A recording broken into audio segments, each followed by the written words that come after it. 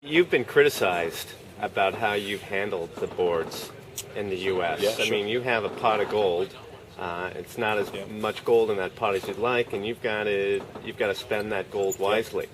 You haven't been able to support the boards, I suspect, as much as you'd like. Certainly not as much as they'd like. Sure. But I sense that it's that part of the U.S. package has been improving. There's no question that we're seeing some really great signs of life, and that is due to the efforts of those board sailors because they are not getting a lot of support right now. Now, my personal preference would be that every sailor, I have a deep respect personally for every sailor that steps up and says, I'm going to commit myself to an Olympic campaign. I mean, I did the Pull Yourself Up by Your Bootstraps campaign, and I started it 4 years after I learned how to sail. I mean, I wouldn't have fallen on anybody's development radar. I wouldn't have been chosen for any team.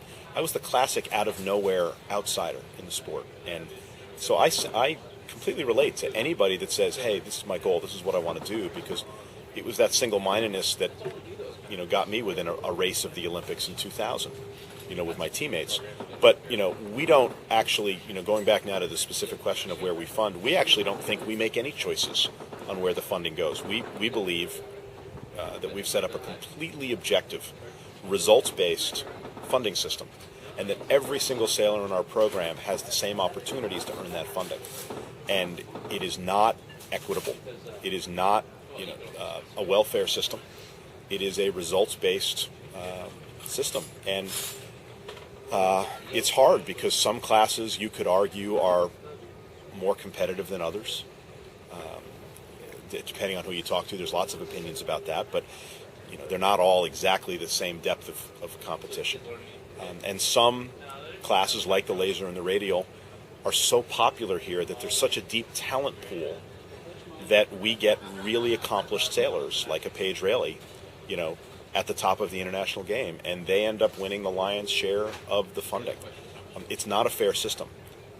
In the sense that everybody gets, it's not an equitable system, but it's a very fair system. So I'll backtrack on what I just said. It's an incredibly fair system, but it's not equitable. And you know what? The USOC doesn't give out their funding to the different sports evenly either.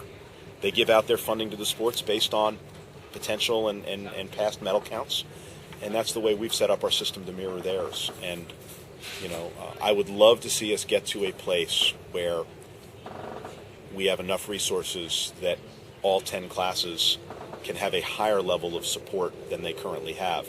But I also hope we always stay with a system that is merit-based and that those who do the best earn the most, because I believe that's a level of incentive that it's at the backbone of competition.